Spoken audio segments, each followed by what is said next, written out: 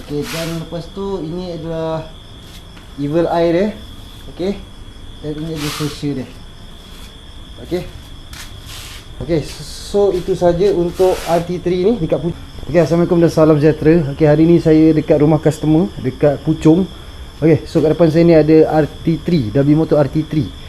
So customer ni panggil saya datang ke tempat dia Puchong ni untuk pasang spotlight jenis ni. Okey. So macam saya bagi tahu, kalau RT3 nak pasang spotlight lebih baik pakai crash bar. Pasang crash bar depan je, belakang tak payah pasang pun tak apa. Tapi kalau nak pasang lah. Okey, sebab apa? Bila pasang dekat sini, kebanyakannya dia akan kena sini bila bumping. Mesti kena, tak payah tipu saya. Pakailah spotlight kecil mana pun, EMS ke apa, letak je kat tepi ni, confirm sini bersagat. Kecuali kalau keraskan fork tak tahu lah. Tapi biasa sebab apa? Sebab apa saya cakap macam tu? Bila turun saja, ruang yang dekat sini hanya untuk khas untuk bumping saja. Dia bukan untuk letak benda spotlight ke apa kat sini. Okey, itu yang paling saya ingatkan untuk customer yang RT3. Okey, so ni kita tengok selepas siap pemasangan untuk spotlight ni dekat RT3. Okey. Okey, tadi saya ingat nak letak belah atas, tapi customer nak yang letak belah bawah.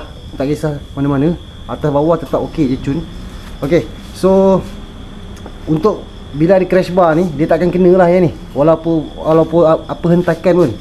Okey, so kita tengok bila kita on spotlight dia. Okey, untuk switch kita letak dekat sini. Macam Honda ADV semua sama, kita letakkan kat sini. Bila kita on, okey, so untuk yang pertama bila kita tekan dia adalah kuning. Selepas tu dia ada putih, dan dia ada putih dan kuning. Okey, nampak putih, kuning, putih, putih dan kuning bawah tu Okey. Kedua dia ada evil eye. Ketiga dia ada flasher. Okey, so kalau nak memotong ke apa daripada belakang, boleh pasang ni Okey, so saya tunjukkan sikit daripada depan. Untuk warna kuning macam ni. Okey, selepas tu warna putih. Okey, dan lepas tu ini adalah evil eye dia. Okey, dan ini adalah facial dia. Okey. Okey, so itu saja untuk RT3 ni dekat Puchong ni.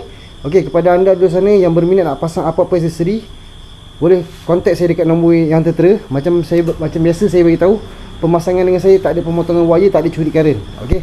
Jadi customer ni tengok A to Z cara pemasangan saya dah letak apa benda yang patut saya letak. Okey. So apa-apa yang mana berminat nak berurusan dengan saya, boleh terus kontak saya dekat nombor yang tertera. Okey. Ciao.